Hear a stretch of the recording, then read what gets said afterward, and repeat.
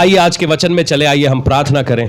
ज़्यादा समय नहीं लूंगा मगर हम प्रार्थना करें। हालेलुया। खुदावन, आज अब कितने लोग परमेश्वर की आवाज़ को आज सुनना चाहते हैं कि आज परमेश्वर का आत्मा कुछ नया हमसे कहने जा रहा है, कुछ नया करने जा रहा है, वो कुछ नई बातों को हमारे अंदर डिपॉजिट करने जा रहा है। खुदावन, कहिए कि पिता मैं तैयार हूं उस नई बात के लिए। वो नई बात जो तू करने जा रहा है, वो नई बात जो तू कहने जा रहा है, खुदावन मैं उसके लिए तैयार हूं पिता, उसके लिए मैं तैयार हूं। परमेश्वर वो नया मेरे अंदर डाल, यीशु मसीह के नाम से मांग लेते हैं, आमीन। हालेलुया।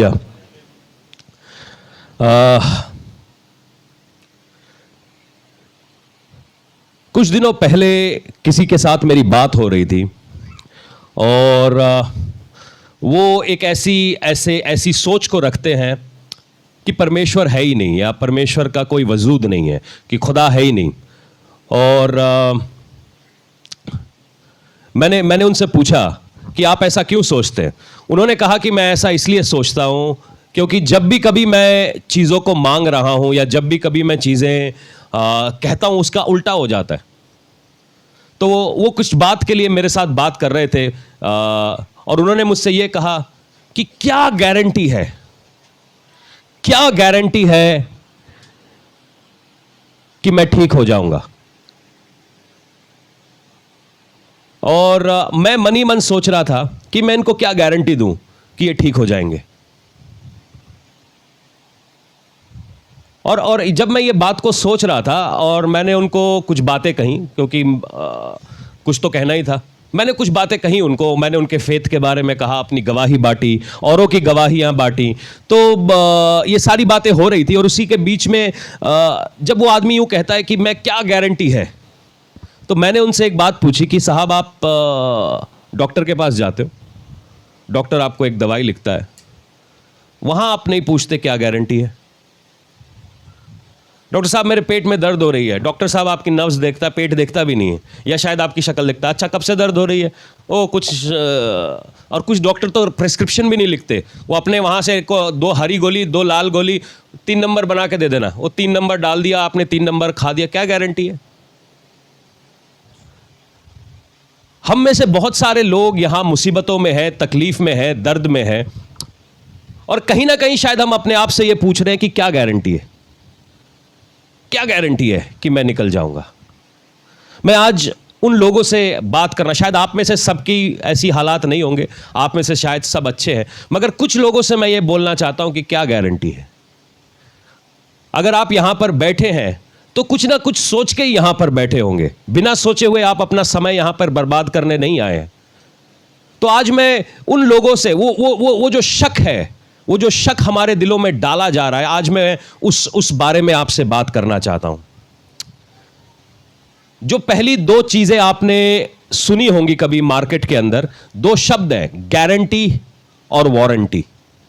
सुना है ना ये। आप जब भी आजकल अगर आप फ्रिज खरीदते हैं, एसी खरीदते हैं, वो यूं कहेंगे कि 2 साल की वारंटी है, मगर ये जो गारंटी वाला शब्द है ना, पिछले 20 साल में ये गायब होता जा रहा है, ये गायब होता जा रहा है। गारंटी और वारंटी 2 अलग अलग शब्द हैं और इन दोनों के अलग अलग मतलब हैं। वारंटी का मतलब है अगर आपने मुझसे एक सामान लिया है तो एक सीमित समय तक मेरी जिम्मेदारी बनती है। सपोज आपने एक एसी लिया, तो एसी के साथ वो यूं कहेंगे कि 2 साल की गारंटी है, वारंटी है, और अगर आपने इस वारंटी को आगे लेकर जाना है तो आप हर साल मुझे 2000 रुपए दीजिए और आपका एसी सही रीति से चलता रहेगा, इसकी जिम्मेदारी हम लेते हैं। तो वो वारंटी है। अगर आपकी एसी में कोई भी खराबी आती है, कुछ भी चीज होती है, कोई भी चीज होती है, तो एसी की वारंटी कंपनी उठाती है। वो यूं कहेगा कि हमारा मैकेनिक आएगा, चाहे एसी के अंदर 100 बार खराबी आए, मेरा कंपनी से बंदा आएगा और फ्री में आपका काम करके जाएगा। ये वारंटी है। अच्छा सौदा है। बात समझ में आई? तो वारंटी अच्छी है, हां, वारंटी अच्छी चीज है। मगर उससे भी एक अच्छी चीज है गारंटी। गारंटी का मतलब यह है कि प्रोडक्ट हर समय तक काम करता रहेगा। कस्टमर जो है, कस्टमर सैटिस्फैक्शन, जब भी आप हमारे कॉल सेंटर पे फोन करेंगे, हमारे लोग तुरंत आपको जवाब देंगे और प्रोडक्ट की पूरी जिम्मेदारी उसकी जब तक जो सामान है वो टूट के कबाड़ी के पास ना चला जाए, तब तक हम इस सेटिस्फैक्शन के लिए बोलते हैं। ये गारंटी है। जो वारंटी है वो एक छोटा शब्द है और गारंटी है वो बड़ा शब्द है, जिसके अंदर जो कस्टमर सेटिस्फैक्शन आ जाता है, कस्टमर सर्विस आ जाती है और प्रोडक्ट भी आ जाता है कि आपने आज हमसे एसी खरीदा है और उसकी गारंटी हम लेते हैं कि कल आप हमारा ही टीवी खरीदोगे और हमारे से ही आप वॉशिंग मशीन खरीदोगे। गारंटी इस बात का वो लेता है। वो क्या बोलते हैं, एक प्रोडक्ट के ऊपर कॉन्फिडेंस दिखाता है बनाने वाले का। बनाने वाला यूं कहता है, यार मेरे को कॉन्फिडेंस है अपने सामान पे, जो मैंने दिया है वो मार्केट का सबसे बेस्ट सामान है। और जब ये शब्द गारंटी सुनता हूं, मुझे भी अंदर से अच्छा लगता है कि यार इसको बनाने वाले को शक नहीं है, बनाने वाले को शक नहीं है, वो सामान मुझे दे रहा है और वो इस सोच के साथ ये सामान मुझे दे रहा है कि ये अच्छा सामान है, ये सामान अच्छा है।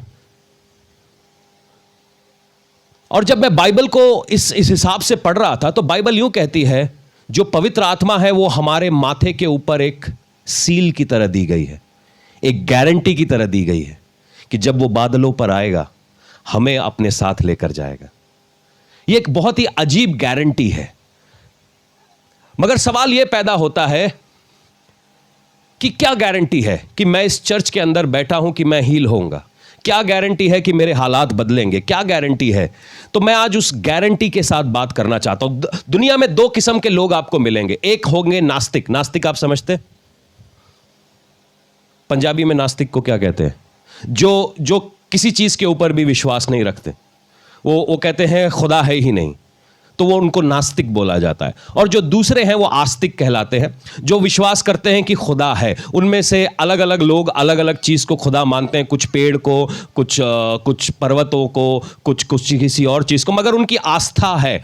जो नास्तिक है उनकी कोई आस्था नहीं है, वो यूं विश्वास कर रहे हैं कि हम अच्छा करेंगे अच्छा होगा। इसका मतलब आपका भी एक बिलीफ सिस्टम है, आपका भी एक विश्वास है कि आप अच्छा करोगे तो आपके साथ अच्छा होगा। तो आप अपने आप को नास्तिक नहीं बोल सकते। आपका एक सिस्टम है, आपका एक सोचने का सिस्टम है कि मैं अच्छा करूंगा तो अच्छा होगा। बेशक आप अपना ईमान किसी परमेश्वर के ऊपर नहीं लाते, आप किसी को परमेश्वर करके नहीं मानते, मगर आपका एक विश्वास है, एक विश्वास की जगह है, वो एक सिस्टम है।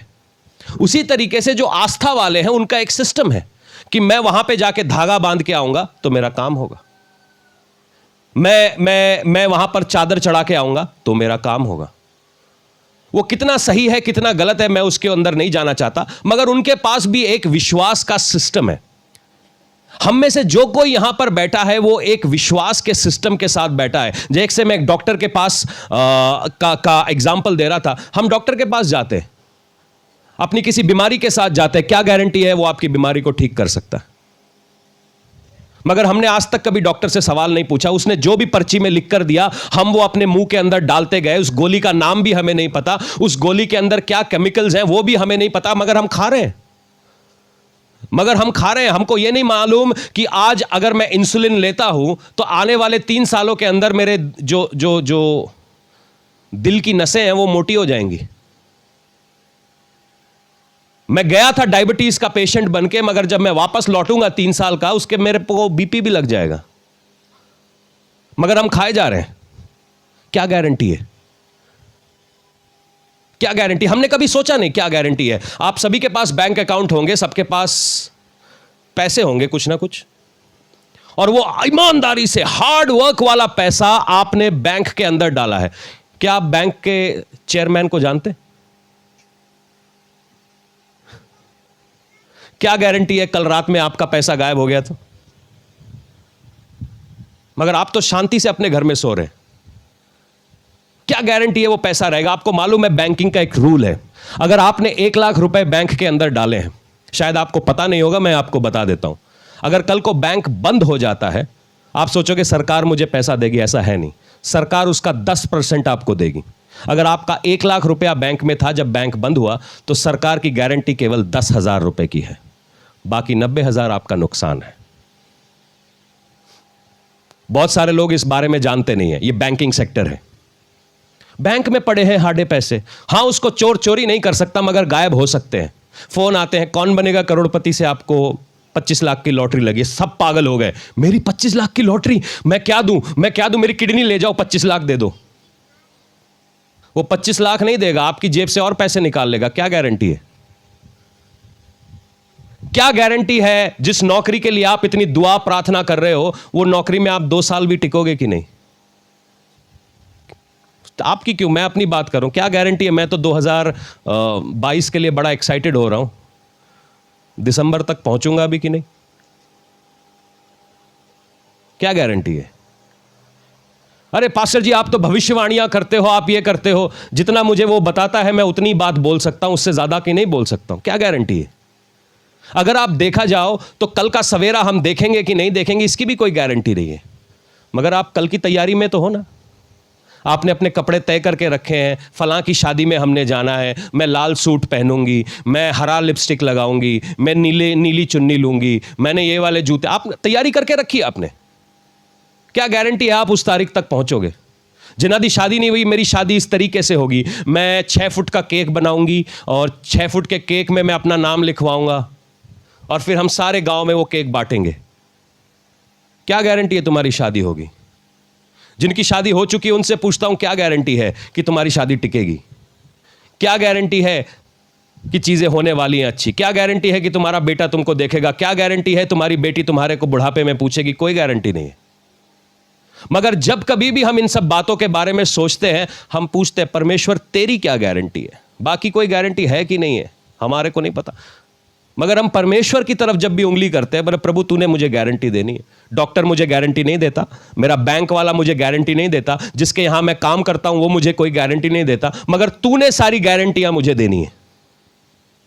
मैं अपनी भी गारंटी तुझे नहीं देता कि कल मैं विश्वास में रहूंगा कि नहीं, उसकी भी क्या गारंटी है? मगर परमेश्वर जब तेरी बात आई, मैं जरूर तुझसे पूछूंगा कि तेरी क्या गारंटी है। मांगना, गारंटी को मांगना इतनी कोई बुरी बात नहीं है, मगर कुछ बातों को हम सोचना चाहते हैं। हर एक व्यक्ति, मैं ये नास्तिक आस्तिक की बात कर रहा था, इनका भी कोई ना कोई बिलीफ सिस्टम है। जितने लोग शराब पीते हैं वो शराब के ऊपर निर्भर है, उनका भरोसा शराब के ऊपर है कि शराब मेरे दर्दों को दूर करेगा।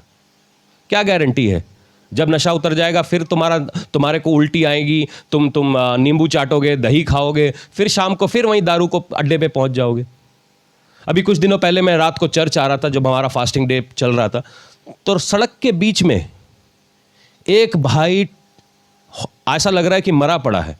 फिर मैंने जब उसकी सांस वांस देखी तो सांस चल रही थी, हाथ में उसके एक पौवा और। मैं भैया इतना पी के और पीने जा रहा है वो। फिर मैंने उसको उठा के साइड में रखा, 2 आदमी बुलाए, क्योंकि वो ऐसा था कि वो मरा हुआ था। उसके मुंह पे पानी पूनी डाला, वो होश में नहीं आया। मैंने कहा, बोला किसी और कोई और चीज़ सूंघाओ भाई, ये कहीं होश में आए। कहता होश में नहीं आया, कहता बगल में रहता है, यहाँ काम करता है। मैंने कहा किसी को इसका घर पता है? कम से कम इसके घर वालों को बुला लें, इसके बच्चे ढूंढ रहे होंगे इसको। मतलब पिया है, चल भी नहीं पा रहा है, हाथ में एक अद्दा लेके घूम रहा है, और पीऊंगा। क्या गारंटी है जिस गम को भुलाने के लिए आप पी रहे हो वो गम आपके पास वापस नहीं आएगा? बड़े बड़े सोचने वाली बात है। इसी बात को ध्यान में रखते हुए ये जो विश्वास और अविश्वास के बीच का जो बैलेंस है, चलिए जी मरकुस रचित सुसमाचार उसका 9:23 पे चलेंगे। और फेथ, विश्वास और अविश्वास के बीच में बैलेंस। हमारा भाई है, वो सब्जी बेचता है और उसके पास एक कांटा है। कांटे में एक तरफ वो वजन रखता है, एक तरफ सब्जी रखता है, और उसको पता चल जाता है क्या है। वो कांटा लाया आज बड़ी ज़रूरत थी उस कांटे की। तो वो कांटा आपने देखा ही होगा, वो हाथ में रहता है और एक तरफ वजन होता है, एक तरफ सब्जी होती है। तो ये जो बैलेंस है, उसको बैलेंस बोलते हैं अंग्रेजी में। आइए अपनी ज़िंदगी में एक बैलेंस को हम लेकर आए, ठीक है। मरकुस रचित सुसमाचार, ये मती के बाद की कहानी है। उसके 9वीं आयत में, 9वें चैप्टर पे चलेंगे, और वहाँ पर हम यूँ देखते हैं कि कुछ चेलों के पास एक व्यक्ति जो है अपने एक बेटे को लेकर आया है, और उसका बेटा जो है उसको क्या कहते हैं, मिर्गी की बीमारी है, फिट्स आते हैं, और दुष्ट आत्मा उसको आग में गिरा देती है, कभी पानी में गिरा देती है। चेले उसको चंगा नहीं कर पाते। ये पतरस, मती, यूहन्ना इसको चंगा नहीं कर पाते। ये एक नाउम्मीदी की बात है। आए थे चंगा होने, हमने सुना है तेरे चेले दुष्ट आत्माओं को निकालते, मगर यीशु मसीह ये क्या चक्कर है? उसी बेबसी को आज हम पढ़ेंगे। 9:23 यूं कहता है, यीशु ने उससे कहा, यदि तू कर सकता है तो यह क्या बात है? विश्वास करने वाले के लिए सब कुछ हो सकता है। विश्वास करने वाले के लिए सब कुछ हो सकता है। अगर आपने कुछ बात पकड़नी है तो यह पकड़ लीजिए। बालक के पिता ने तुरंत गिड़गिड़ाकर प्रभु यीशु मसीह से कहा कि हे प्रभु, मैं विश्वास करता तो हूं, मेरे अविश्वास का उपाय कर। एक आदमी के अंदर विश्वास भी है और अविश्वास भी है। एक समय में अगर विश्वास नहीं होता तो वो अपने बेटे को यीशु मसीह तक लाता क्यों? अगर आपके पास विश्वास नहीं होता तो आप अपनी मुसीबतों को यीशु मसीह तक लाते क्यों? अगर आपके पास विश्वास नहीं होता तो संडे के दिन आप अपने घरों में सो रहे होते, यहां पर टाइम वेस्ट करने आते क्यों? आपके पास विश्वास है, इसीलिए आप यहां पर हैं। इसीलिए आप यहां पर हैं, क्योंकि परमेश्वर ने वो विश्वास का जो गिफ्ट है आपके अंदर डाला है। और कहीं ना कहीं आपको लगता है कि हो सकता है, ये मेरी लाइफ में ये हो सकता है, ये चीजें मेरी लाइफ में हो सकती है। मगर साथ ही में कभी हम अपने पीछे एक्सपीरियंस को देखते हैं और यार वो तो नहीं हुआ था। जब मैंने मांगा था मेरा वीजा लग जाए, मगर वो वीजा नहीं लगा था। जब मैंने मांगा था मेरी पंजाब पुलिस की नौकरी लग जाए, नौकरी नहीं लगी थी। जब मैंने मांगा था मेरी शादी बन्नों के साथ हो जाए, शादी नहीं हुई मेरी बन्नों के साथ, बनते के साथ निकल गई। और मैं यहीं खड़ा हूं विश्वास करता हुआ। मैं पूरी विश्वास से रोजे भी रखे, 40 दिन में एक टांग पर खड़ा रहा, चर्च के अंदर आके झाड़ू पोछा करता रहा, मगर हुआ नहीं मेरे लिए। मेरे अविश्वास का उपाय कर। अगर किसी के साथ ऐसा है तो एक बार जोर से बोलिए हालेलुया। आमेन, आमेन। सच्चे मैं आज का प्रचार सभी की समझ में नहीं आने वाला। जो इस मुसीबत से होकर गुजर रहे हैं शायद वो समझ पाए, क्योंकि मैं जो बोलता हूं सच बोलता हूं, सच के सिवाय कुछ नहीं बोलता। क्योंकि सत्य को जानो और सत्य तुम्हें आजाद करेगा, बाइबल यूं कहती है। क्योंकि कई बार लड्डू खाने की हमें इतनी आदत हो जाती है कि हम आत्मिक रीति से डायबिटिक हो जाते हैं। डायबिटीज की आदत है। बुआ खड़काओ ओ यस्सु आएगा, बुआ खोलो वो ताडे नाल बहेगा, खाना खाऊगा तानू ब्लेस करूगा। ठीक है, सब बातों पे मैं विश्वास करता हूं, बुआ खोलना है, यीशु को अंदर बुलाना है, वो सारी बातें हैं। मगर उसके बाद भी और भी कुछ है।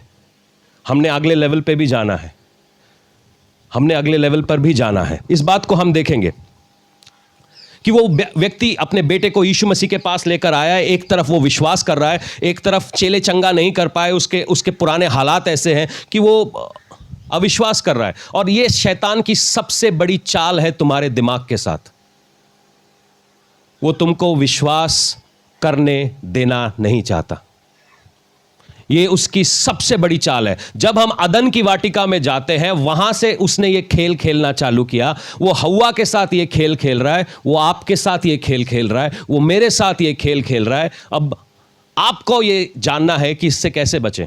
वो हव्वा के पास जाता है और हव्वा से मिलता है और एक झूठ को बोलता है, एक झूठ रचता है, एक झूठ को रच देता है कि वो फल खाएगी ना तो तू परमेश्वर के जैसी हो जाएगी, उसके लेवल पर आ जाएगी। हव्वा इस बात को मान जाती है कि हां, परमेश्वर मुझे मेरे लेवल पर नहीं लाने देता। अरे बाबा, तेरे को सब कुछ उसने दे दिया, जो कुछ भी उसने बनाया वो सब कुछ तेरे हाथ में दे दिया, और तेरे को क्या चाहिए? मगर हव्वा के दिल में यह ख्वाब आ जाता है कि परमेश्वर मुझे अपने लेवल पर आने नहीं देना चाहता, वो मेरे को अपने बराबर आने देना नहीं चाहता। मगर 24 घंटे हर शाम को बाइबल बताती है वो तेरे साथ घूमता फिरता है, वो तेरे साथ चाय पीता है, तेरे साथ बगीचे में घूमने जाता है। मगर अचानक से ये क्या है? मैं रिसर्च के खिलाफ नहीं हूं, मैं इंटेलिजेंस के खिलाफ नहीं हूं, मगर ये जो फल जो खाया था ना हव्वा ने, वो ज्ञान का वृक्ष था। क्या था? नॉलेज। और कुछ लोग इतने ज्ञानवान हो जाते हैं कि उनको विश्वास समझ नहीं आता। विश्वास समझ नहीं आता। एक बार बहुत सारे साइंटिस्ट को परमेश्वर ने इकट्ठा किया। वो बोलते हैं, आदमी को तूने मिट्टी से बनाया, हम भी मिट्टी से बना देंगे आदमी, क्या बड़ी बात है। तो परमेश्वर ने कहा मिट्टी भी खुद ही ले आना, मिट्टी भी खुद ही ले आना। तुम आदमी को तो बना सकते हो और मिट्टी से बना सकते हो, तो मिट्टी भी खुद ही बना लेना। वहां पे आदमी फंस जाता है, वहां पे आदमी फंस जाता है। शैतान यही खेल हमारे साथ तब खेल रहा था, यही खेल वो आज खेल रहा है। जो हमारा दिमाग है ना, जो हमारा बिलीफ सिस्टम है, वो उसको हमेशा वो हिलाता रहता है। वो हमेशा कुछ ना कुछ ऐसा करेगा कि आप अविश्वास करने लगो, आप डरने लगो, आप हिलने लगो, आप कहीं उसके ऊपर यकीन ना करो। और यही उसका चाल है, यही उसकी चाल है। आप प्रार्थना कर रहे हो कि मेरा पति बदले, मेरा पति बदले, मेरा पति बदले, मगर कई सालों तक वो बदल नहीं रहा। इसमें परमेश्वर बुरा नहीं है, इसमें परमेश्वर की कोई गलती नहीं है। वो चाहता है कि आपका पति बदले, मगर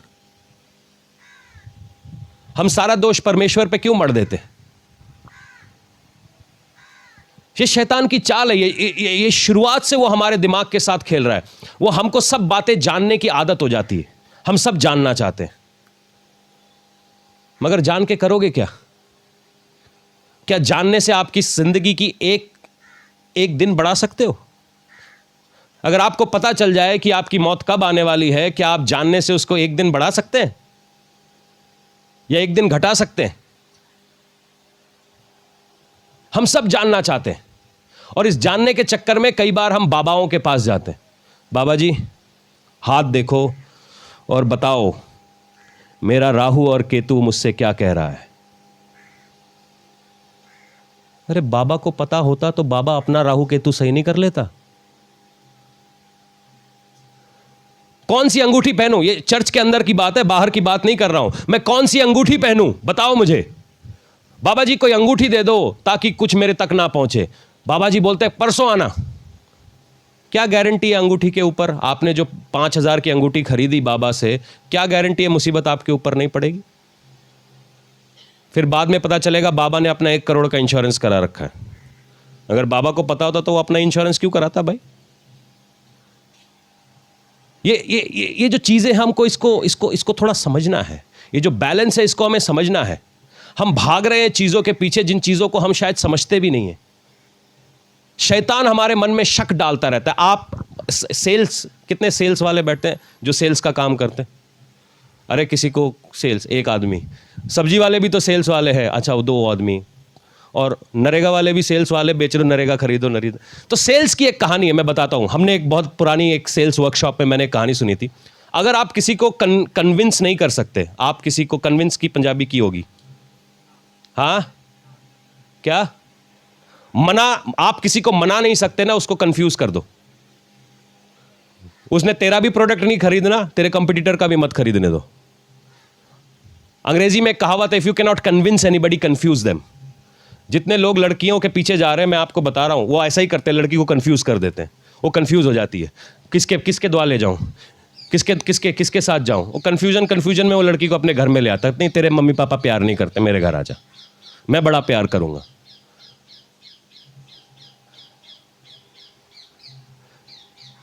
और शैतान हमारे साथ यही कर रहा है। वो हमारे मन में शक डाल रहा है, और जहां पे शक आता है आपका विश्वास वहां पे मरने लगता है। हम चर्च में भी जा रहे हैं क्योंकि हम विश्वास करते हैं, हम चर्च में भी जा रहे हैं, मगर अचानक से हम बाबा जी के पास भी जा रहे हैं। हम चर्च के ऊपर विश्वास, बाइबल पढ़ने वाले, रोजा करने वाले, दिन में 2 घंटे प्रार्थना करने वाले, मगर किसी ने सामने से बोला ये चादर अपने घर में रख लो, अच्छा हो जाएगा। आपने चादर अपने घर में रख ली। ये सिंदूर की डिब्बी ले जाओ, जब सिंदूर की डिब्बी मल्टीप्लाई हो जाएगी आपको, आप करोड़पति बन जाओगे। मगर कहां लिखा है बाइबल में? आप विश्वास तो कर रहे हो, साथ में अविश्वासी भी हो। और कई बार हम एक पासे हो नहीं पाते क्योंकि हमें पता ही नहीं, मैं विश्वासी हूं, मैं अविश्वासी हूं। क्योंकि संडे के दिन हालेलुया होज़ाना रीबेखे तो रोबोश है, मंडे के दिन तेरी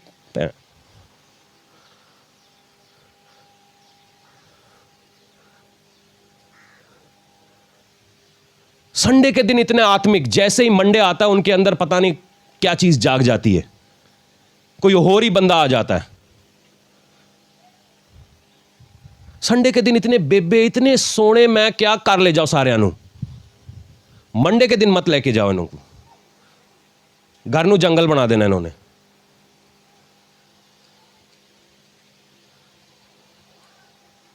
कई लोग मुझको मिलते हैं, मैं ना फलां के चर्च जांदा वहां, फलां के चर्च। मैं तू यस्सु मसीह ने तेरे को बचाया है या फलां ने तेरे को बचाया है? उसको जुम्मा जुम्मा 50 साल भी नहीं हुए हैं, वो 2021 साल पहले से आया हुआ है। उसका लहू तेरे लिए बलाया गया। अगर आप मेरे चर्च में भी आकर ना, मैं पास्टर के बख्शी के घर, गलत कर रहे हैं आप, गलत कर रहे हैं आप। जिसने आपको बचाया है मुझके, हम ना फलां ऑर्गेनाइजेशन से हैं, आपा वो वाले ऑर्गेनाइजेशन से हैं जो लोग, हम ना अंगूठी भी नहीं पहनते मगर हाडे मोबाइल 1.5 लाख के हैं, सारा कुछ छाड़ता, आपा छट छाड़ता, सब छाड़ता, मगर केड़ियां हरकतां नहीं छड्डी जाती। तो हरकतां छड्डो। आप वो चर्च जानते, सारे चिट्टे वाले चर्च जानते, चिट्टे वाला नहीं, चिट्टे कपड़े वाला चर्च, सारे चिट्टे ने। हमारा भरोसा किस पे है? किस चर्च में हम जा रहे हैं? ऑर्गेनाइजेशन के ऊपर है या जिसने हमारे विश्वास को बनाया उसके ऊपर है? हड्डा भरोसा किस पे है? शादियां भी हम ऐसे ही कर रहे हैं। लड़की क्या करती है? लड़की बीएड है। लड़का क्या करता है? वो अमेरिका में टैक्सी चलाता है। अच्छा, दोनों का व्याह बहुत अच्छा हो जाए, मैचिंग हो जानी, मैचिंग। हम शादी इसलिए करते हैं, अगर आप पूछेंगे, शादी करना आसान नहीं है। एक ऐसे आदमी के साथ जिसको आप जानते नहीं हैं, जिसका आपको पता नहीं है वो सोमवार को कैसा होगा, एतवार को कैसा होगा, उसका कुछ नहीं पता। दोनों तरफ ही ऐसा है। आपको पता नहीं आपकी वोटी का कब मूड बदले, कब वो दाल में जहर मिला दे और कब फीकी दाल पिला दे, किसी को कुछ नहीं पता। दो अनजाने आदमी जो कल तक एक दूसरे को जानने नहीं थे, अपनी जिंदगी एक कमरे में एक साथ बिताने वाले। मैं आपको एक बात बताता हूं, जिन्हां दी शादी नहीं है, गल समझो। अगर जुगाड़ करके शादी करोगे कि अच्छा वो ये काम, अच्छा जिनने पास्टर है उन्होंने सारी नर्सां फंसा रखी हैं। नर्स को सरकारी नौकरी देंगे, नर्स के क्वार्टर में रहेंगे, हम पास्टरी चला लेंगे, होगी सेट हमारी लाइफ। अब नर्सों ने भी पास्टर यूं फंसा रखे हैं, यार ये तो कहीं जाएगा नहीं, मेरे काबू में है। सब एक दूसरे को काबू करने में लगे और दुनिया, उनकी जिंदगी सबसे ज्यादा बेकाबू है। सारी बातें मैं ये जुगाड़ की बातें हैं। शादी अगर आपने अच्छी जीनी है तो एक ऐसे आदमी से शादी करो, एक ऐसी औरत से शादी करो जो परमेश्वर से के प्रेम में पागल हो। और दोनों इसलिए शादी करें क्योंकि उनकी जिंदगी में परमेश्वर का प्रेम कॉमन है। और जब ये ऐसे लोग मिलते हैं तब बरकतें होती हैं। ऐसा नहीं उनके घर में झगड़े नहीं होते, ऐसा नहीं उनके घर में लड़ाइयाँ नहीं होती, मनमुटाव नहीं होते, मगर क्योंकि परमेश्वर बीच है, निकल जाते। वहाँ भांडे कम फूटते, वहाँ सर कम फूटते। नहीं तो हर दूसरे दिन पर्चा। कौन सा पर्चा भाई? परमेश्वर से प्रेम करने वाले के। ये हमारा फेथ सिस्टम है ना, ये दुनिया से बड़ा इन्फ्लुएंस्ड है। दुनिया वालों ने हमारे को बड़ी चीजें सिखा रखी हैं। ऐदा कर तो ऐदा होना। जे तेरी बहू से तूने ज्यादा हंस के गल कर ली ना, सर बैठ जाना उसने तेरे। मैं तो अपने बहू से सीधी मुंह गाल भी नहीं कर दी। वो चाय अच्छी ला के भी देती, मैं मतलब स्वाद चाय है। आप अपनी बहू के साथ बुरा बर्ताव क्यों कर रहे हैं? क्योंकि आपके पड़ोसी ने आपको सिखाया ऐसा। फिर हम ये भूल जाते कि हमारी दो बेटियां भी हैं, जो हम बोएंगे। फिर आपको ये होता है कि आपके साथ बुरा बर्ताव क्यों हो रहा है। हमने भी थोड़ा पीछे मुड़ के देखना है ना, क्योंकि ये जो हमने फेथ का सिस्टम बनाया है, ये बड़ा ही अजीब सिस्टम हमने बना लिया है, जो वचन के हिसाब से नहीं है और बहुत अलग है। हम बहुत अलग है क्योंकि हमने अपने दिमाग के अंदर एक अजीब सा एक सिस्टम बनाया है। फेथ का मतलब है कि मेरा सब कुछ अच्छा होना है, सब कुछ अच्छा चल रहा है, मैं विश्वासी हूं। जब सब कुछ सही नहीं चल रहा, जो गवाहियां हम बाइबल के अंदर पढ़ते हैं, शद्रक, मिशेक और अबेदनगो तभी जाना गया जब वो आग की भट्टी में डाले गए। उससे पहले उनकी कोई पहचान नहीं थी। दानियल भी दानियल तभी बना जब शेर की मांद में डाला गया, तब वो दानियल बना। हम कई बार इन बातों को भूल जाते हैं। डेविड तब बना जब उसने गोलायत को गिराया, मुसीबत के सामने गया। और हम सोचते हैं कि हमारी फेथ का मतलब है एक सीधी रोड है और उस पर मैंने गाड़ी चलानी है, गाड़ी के ऊपर मैं एक्सीलेटर के ऊपर पत्थर डाल के सो जाऊंगा, सीधे आखिर में एकदम पहुंच जाएंगे हम। जिंदगी ऐसी नहीं है। जिंदगी उतार चढ़ाव, गड्ढे, खड्डे, बेकार रास्ते, स्पीड ब्रेकर्स, ऐसी चीजों से भरी हुई है। रेड लाइट, ग्रीन लाइट, हरे लाइट, हर कोने पे आपको ऐसे आदमी मिलेंगे जो मोटरसाइकिल लेके आपकी गाड़ी के सामने कूद जाना चाहते हैं और आपकी गाड़ी ठोक देना चाहते हैं और बोलेंगे कॉम्पनसेशन आप दो। जिंदगी ऐसे लोगों से भरी पड़ी है, ऐसे शैतान के लोग आपके सामने घूमते रहेंगे जो आपको चाहते नहीं आप आगे बढ़े। आज हमें चाहिए कि हमें एक फेथ का सिस्टम लेकर आना है। कई बार हमारा जो फेथ का फाउंडेशन है वो बड़ा हिला हुआ है। यूहन्ना 3:16 यूं कहता है कि परमेश्वर ने जगत से ऐसा प्रेम किया। किससे प्रेम किया? किससे प्रेम किया? किससे प्रेम किया? मगर लोगों को लगता है परमेश्वर केवल चर्च से ही प्यार करता है।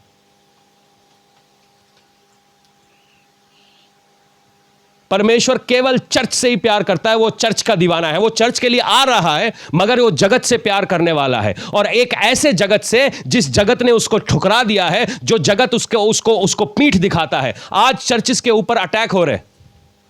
हम राम राज्य लेकर आएंगे। जितनी रामायण मैंने पढ़ी है उसमें तो राम को मैंने अभी ऐसा कभी करते हुए नहीं देखा। जितनी रामायण मैं जानता हूं, मैंने राम को कभी किसी चर्च मीटिंग को तोड़ते हुए नहीं देखा। तो आप कौन से राम की बात कर रहे हैं? ये राम नहीं है, ये रावण है। और जिसको आप राम कह रहे हो वो राम नहीं है। आप कौन से राम की बात कर रहे हैं? अगर आपका राम चर्च तोड़ता है तो मुझे ये राम नहीं चाहिए। अगर आपका राम किसी बेगुनाह जिसके हाथ में हथियार नहीं है उसके ऊपर लाठी मार के अपने आप को बहादुर करता है, मुझे वो राम नहीं चाहिए। नहीं चाहिए। क्यों जाऊं मैं ऐसी जगह पे जहां पे एक ब्राह्मण को मौका मिलता है, वो मंदिर की मूर्ति को छुएगा और मेरे को मौका नहीं मिलता? ये क्या सिस्टम है? अगर मैं उस परमेश्वर को छू ही नहीं सकता, यह सिस्टम क्या है? बाइबल बताती है 12 साल से एक औरत का लहू बह रहा था, जिसको किसी को छूने की आदत नहीं थी, वो परमेश्वर को छू लेती है और वो चंगी हो जाती है। मैं इसीलिए इस सिस्टम में हूं। मैं इसीलिए इस सिस्टम में हूं।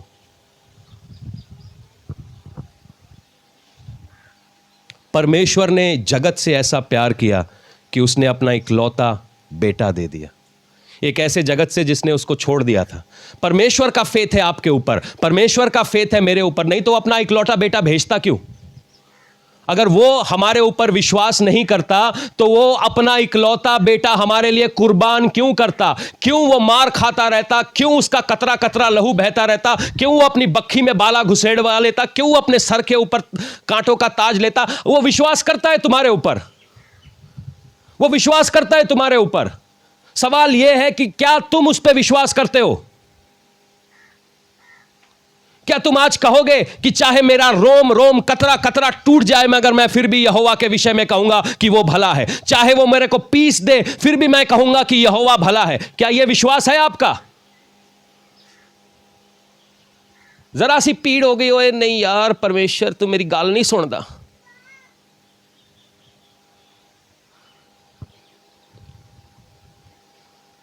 मैं थोड़ा सा ये सोच रहा था, ये बहुत ध्यान से सुनना मैं जो कहने जा रहा हूं। यीशु मसीह चमत्कार क्यों कर रहा था? अगर आप बहुत ध्यान से बाइबल को, जो 4 गॉस्पल्स हैं, जो 4 सुसमाचार हैं, उनको बहुत ध्यान से पढ़ेंगे तो यीशु मसीह के चमत्कार जो हैं वो ज़्यादा हैं उनके प्रचारों से। उसने ज़्यादा चमत्कार किए, प्रचार कम किए। चमत्कार ज्यादा किए, प्रचार कम किए, क्योंकि बाइबल यूं कहती है कि विश्वास बिना काम के अधूरा है। यीशु मसीह चमत्कार इसलिए कर रहा था ताकि मैं और आप विश्वास कर सकें। सवाल यह पैदा होता है कि साहब आपने 2 मछली और 5 रोटी से 5000 को क्यों खिलाया, जबकि आपको मालूम था दोबारा वो भूखे होने वाले? आपने उस विधवा के बेटे को जिंदा क्यों किया जब आपको मालूम था वो दोबारा मरने वाला है? आपने यईर की बेटी को क्यों उठाया जब आपको मालूम था वो दोबारा मरने वाली है? आपने लाजरस को मरने क्यों दिया जब आप उसको उठाने वाले थे? आप उसको जिंदा करने वाले थे, और जिंदा भी इसलिए करने वाले थे कि वो दोबारा मारा जाए। है नहीं कंफ्यूजन? आपको पहले पता था वो मरने वाला है, आप 7 दिन लेट पहुंचते हैं, वो मर जाता है, कब्र में डाल दिया जाता है, आप लाजर को बाहर बुला लेते हो। वो पता है क्यों कर रहा था? ताकि मेरा और आपका विश्वास उस पर बने, कई बार वो हमारी मुर्दी जगहों में जान डाल देता है क्योंकि मेरा और आपका विश्वास बने। सबसे बड़ी चीज अगर आपकी लाइफ में कुछ है तो वो सोना चांदी नहीं है, आपकी जवानी नहीं है, आपकी खूबसूरती नहीं है, आपकी ताकत नहीं है, आपका बैलेंस नहीं है, आपका विश्वास है। अगर आज आपके पास विश्वास है, आप जीरो से हीरो बन सकते हैं। और शैतान चाहता है कि इसी विश्वास को मैं छीन लूं। लाजरस जिंदा हो गया। सुना, बड़ी मजेदार बात है, लाजरस जिंदा हो गया। सब बोले हालेलुया। ट्विस्ट अब आएगा। यूहन्ना रचित सुसमाचार में चलते हैं 12:10 में। बहुत ध्यान से इसको पढ़ना, बहुत ध्यान से इसको पढ़ना, तुम्हारी समझ में आएगा। यूहन्ना उसका 12 उसका 10। लाजरस जिंदा हो गया। 7 दिन से पार्टी चल रही है कैफरनम में। यीशु मसीह भी उस पार्टी में है कि लाजरस जिंदा हो गया। ओ मेरी और उसका लाजरस की दोनों बहनें भी वहां पे बैठी हैं। लाजरस जिंदा हो गया, मेरा भाई 7 दिन से मरा हुआ था, वो जिंदा हो गया, पार्टी है। पार्टी के बीच में खेल चालू होता है। सुनना क्या, तब प्रधान याजकों ने लाजरस 9 से पढ़िएगा आप इसको। जब यहूदियों की बड़ी भीड़ जान गई कि वह वहां है, वह मतलब यीशु मसीह, तो वे ना केवल यीशु के कारण आए परंतु इसलिए भी कि लाजरस को देखें जिसे उसने मरों में से जिलाया। तो लाजरस क्या है? वो एक मिसाल बन गया, एक टेस्टिमनी बन गया कि यार ये बंदा मर गया था, यीशु मसीह के आते जी गया। आप में से कई लोग टेस्टिमनीज हैं। सुनो, आपको शायद समझ नहीं आ रही, आप में से कई लोग टेस्टिमनी हैं, यहां चलती फिरती टेस्टिमनीज है। आप लोग मरे हुए थे। आप में से कुछ लोग चिट्टे में अपने आप को आधा दफन करके बैठे थे। आप में से कुछ लोग बीमारियों में आधा दफन करके बैठे थे। आप लोगों में से कुछ लोगों के ऊपर जादू टोना था। यीशु मसीह आपके जीवन में काम करने लगा। लोग आपको देखकर यीशु मसीह के पीछे चलने लगे। खेल अब यहां पे स्टार्ट होता है। खेल 12:10 में स्टार्ट होता है। तब प्रधान याजक, आपकी बाइबल में भी ऐसा ही लिखा हुआ किया, प्रधान याजक या मजाक मुझे नहीं पता, याजक ने लाजरस को भी मार डालने का षड्यंत्र रचा क्योंकि उसके कारण बहुत से यहूदी चले गए और यीशु पर विश्वास किया। पंजाब का एक कल्चर है, मुझे समझ नहीं आता मगर है। ऐसे याजक हैं, ऐसे सो कॉल्ड पास्टर्स हैं जिनके चर्च में भी आप जाते नहीं, जिनसे आपका कोई सरोकार नहीं, मगर महीने के एक दिन वो आपके घर जरूर आते हैं। महीने के एक दिन चिट्टा कुर्ता पहन के ताड़े घर पहुंचते।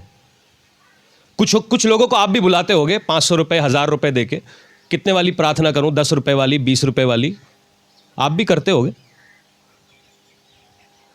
मगर ये जो आपके घर में आ रहे हैं, ये क्या इसलिए आ रहे हैं कि आपके फेथ को बढ़ाएं या उस लाजरस को मारने का षड्यंत्र रचने आ रहे हैं? षड्यंत्र चर्च के बाहर नहीं रचा गया था। ये आपकी बाइबल में ये लिखा है, पंजाबी में ये लिखा है कि मेरी में वखरी लिखा हुआ। याजकों ने षड्यंत्र मचाया कि एक आदमी जो मुर्दों में से जी उठा है, हम दोबारा उसको मार डालते हैं।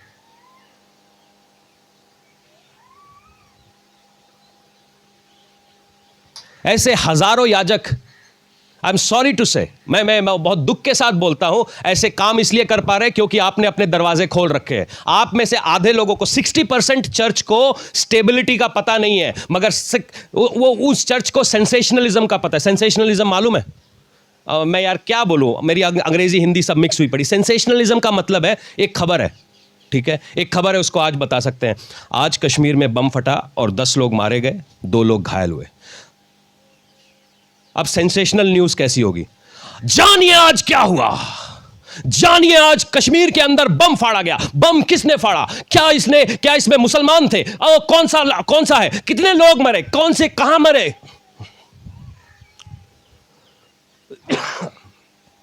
आप सबका ब्लड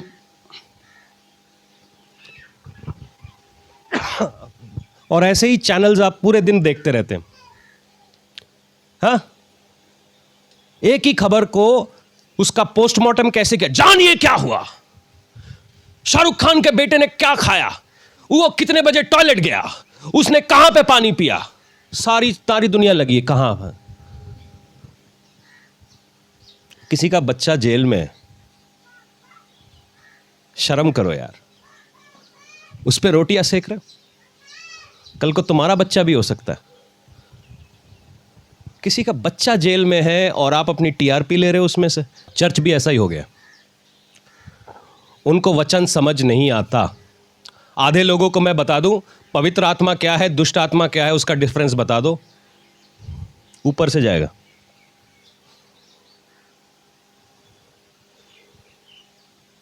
ऊपर से जाएगा, उनको समझ नहीं आता।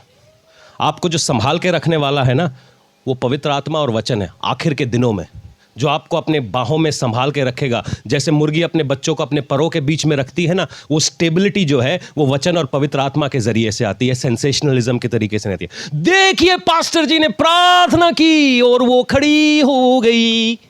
ये हमारे यहां बच्चे प्रार्थना करते हैं, गवाहियां मैं आपको सुनाऊंगा। हमारे यहां बच्चे प्रार्थना करते हैं, लोग हील होते हैं। तो घमंड लेना चाहिए। हील करने वाला कौन है? परमेश्वर का नाम क्या है? हाँ, मैं ये नहीं बोल रहा हूं पास्टरों की इज्जत मत करो, वो बहुत जो आदर का पात्र है वो आदर इज्जत के लायक है, और जो इज्जत के लायक नहीं उसको अपने घर में बढ़ने मत दो, सीधी हिसाब है। क्योंकि वो ये याजक है जो षड्यंत्र के साथ आपके घर में घुसते हैं। और हमारी मिनिस्ट्री डिलीवरेंस मिनिस्ट्री है, और मैं उन लोगों के साथ बड़ा टाइम लगता है जो 50 जगह चक्कर लगा चुके हैं। उनको सिंपल बात समझ नहीं आती, विश्वास करो। अब मैं उनको बोल दूंगा 7 दिन इधर पे आओ, 7 संडे इधर आओ, और वो जो तीसरी बेंच 7वीं रो है ना, 7वीं रो में बैठ जाना, तू जो बोलेगा वो हो जाएगा। लोगों को यही समझ में आता है। लोगों को ये समझ में नहीं आता, ओए बाइबल पढ़, थोड़ा विश्वास कर, सवेरे उठ, खुदावन को याद कर, तेरी लाइफ में चेंज हो जाएगा। मैं क्यों करूं? 7 दिन आके 7वीं रो में बैठना ज्यादा आसान है।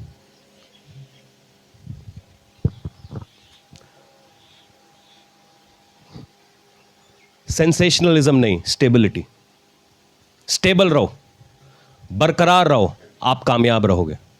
आप विश्वास की जिंदगी में कामयाब रहोगे। चाहे कोई भी तूफान आ जाए, चाहे कुछ भी आ जाए, आप कामयाब रहोगे।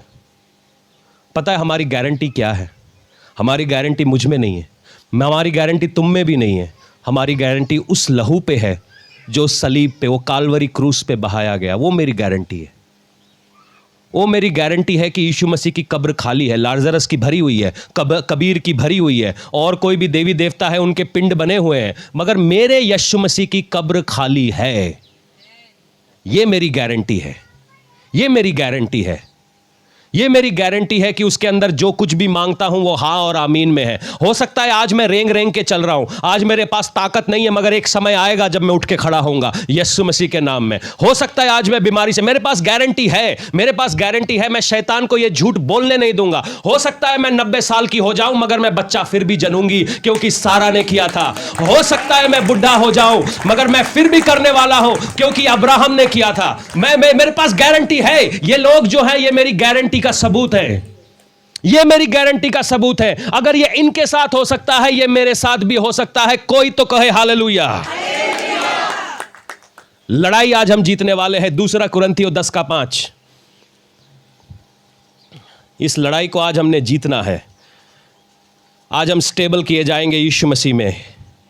वचन यूं कहता है, इसीलिए हम कल्पनाओं को और हर कल्पनाओं का और हर ऊंची बात का जो परमेश्वर के पहचान के विरोध में उठती है उसका खंडन करते हैं, और हर एक भावना को कैद करके मसीह का आज्ञाकारी बना देते हैं, और तैयार रहते हैं कि जब तुम्हारा आज्ञा पालन पूरा हो जाए तो हर प्रकार की आज्ञा उल्लंघन को दंडित करें। हर ख्याल को, हर ख्याल, ये ख्याल से शुरू होता है। ये ख्याल से शुरू होता है। तू चंगा नहीं होने वाला, ख्याल से शुरू होता है। तेरा घराना बचाया नहीं जाने वाला, ख्याल से। तेरा पति बदलने नहीं वाला, तेरे बच्चे सही नहीं होने वाले, तेरा घर बदलने नहीं वाला, तेरे पैसे सही नहीं होने वाले, तू ऐसे का ऐसे। ये ख्याल है, ये ख्याल है। आज हमने ये ख्याल हटाना है यीशु के नाम में। इस ख्याल को बोलना है, तू यीशु का गुलाम है। मैं तुझे पालने वाला नहीं हूं, मैं तुझे एंटरटेन करने वाला नहीं हूं। तू निकल यहां से यीशु के नाम में। इस ख्याल को बोलो, निकलो यीशु के नाम में। या हर एक ऐसा ख्याल जो तुम्हारे को गुलाम बना रहा है, जो तुमको गरीब बना रहा है, आज बोलो निकलो यीशु के नाम में।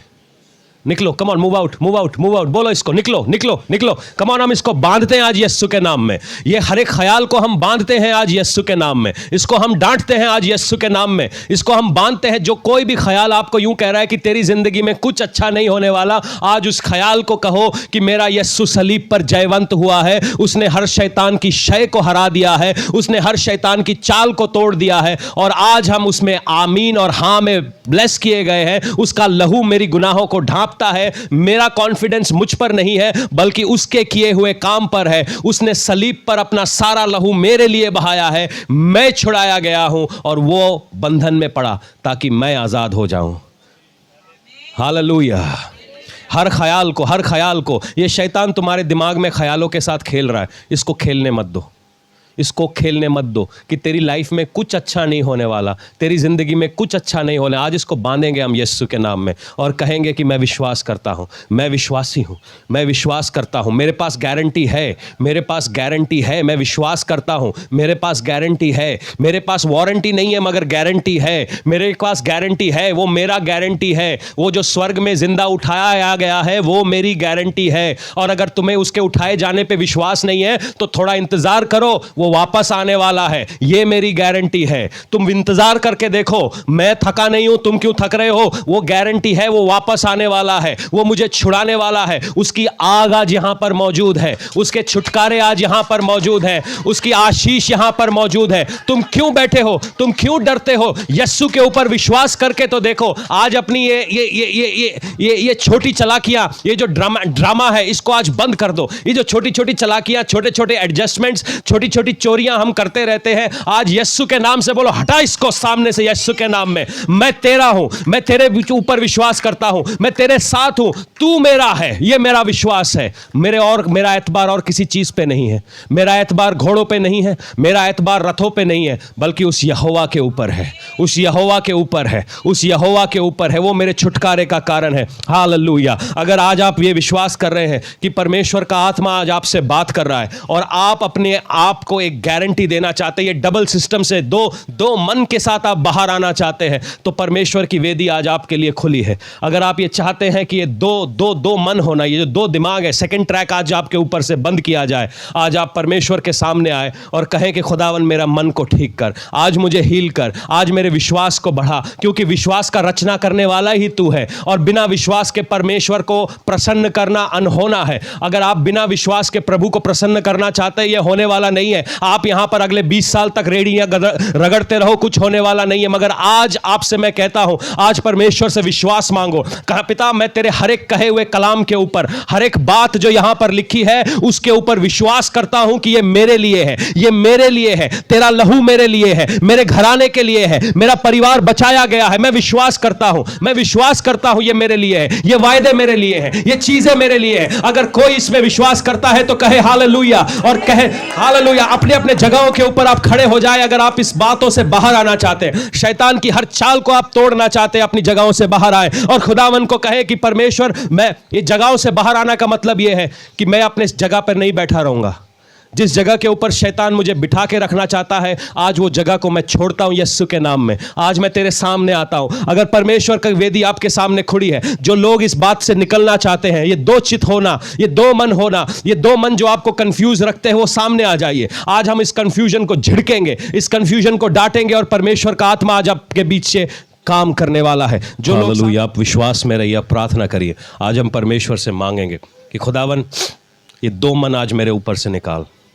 ये जो जुगाड़ हैं ये आज मेरे ऊपर से हटा पिता। खुदावन आज मेरे को एक नई सीरत, एक नई सूरत बना।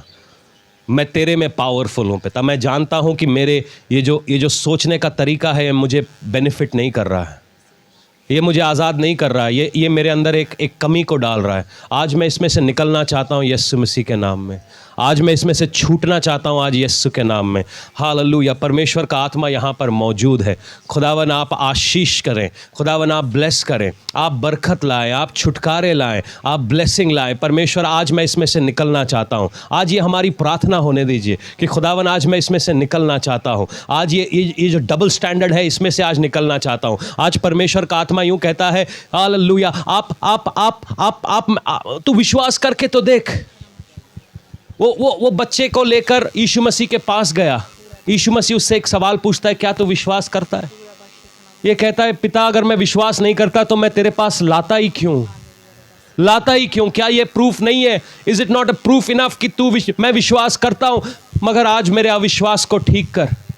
अगर मेरे अंदर कुछ ऐसा अविश्वास है तो आज इसको ठीक कर, आज इसको ठीक कर, आज इसको ठीक कर, आज इसको ठीक कर, आज इसको ठीक कर, आज इसको ठीक कर, इस अविश्वास को ठीक कर, क्योंकि मेरे जिंदगी में विश्वास के जरिए से ही काम हो रहे हैं। आज पहाड़ विश्वास के जरिए से हटाए जाएंगे, आज बीमारियां विश्वास के जरिए से हटाई जाएंगी, आज जादू टोना विश्वास के जरिए से हटाया जाएगा। मैं किसी को कहता हूं, यहां पर कोई ऐसा मौजूद है जिसने एक आदमी के ऊपर विश्वास किया और आदमी ने उसको धोखा दिया, और जब वो आदमी से धोखा खाया उसको ऐसा लगता है कि सारी दुनिया में धोखेबाज हैं, और अब वो किसी और के ऊपर विश्वास एक है यहां पर मौजूद। मैं आज उसको कहता हूं, अपना विश्वास परमेश्वर पे लेके आ। आज अपना विश्वास परमेश्वर पे लेके आ। मैं आज कहूंगा, वो गीत गाएंगे, तू यहोवा पे रख ले भरोसा। हालेलुया। मैं चाहता हूं कलीसिया आप मेरे साथ वो गीत गाएं। यहोवा पे हमने भरोसा रखा है, और किसी पे नहीं, और किसी चीज़ के ऊपर नहीं, किसी डॉक्टर के ऊपर नहीं।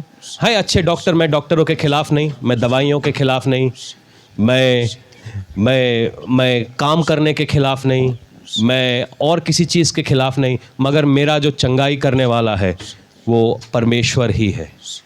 मेरे को जो छुड़ाने वाला है वो परमेश्वर ही है। अगर मैंने कहीं से बचना है तो मैं उसके हाथ से ही बचाया जाऊंगा। अगर मेरे ऊपर से जादू टोना टूटना है तो वो ही तोड़ने वाला है। अगर मेरे घर में आज़ादी आने वाली है तो वो ही लाने वाला है, वो ही करने वाला है, वो ही छुड़ाने वाला है, वो ही बरकत देने वाला है। हालेलुया। तू यहोवा ते रखिले भरोसा, तेरे सारे मनोरथ पूरे होणगे। तू यहोवा ते रखिले भरोसा, तेरे सारे मनोरथ पूरे होणगे।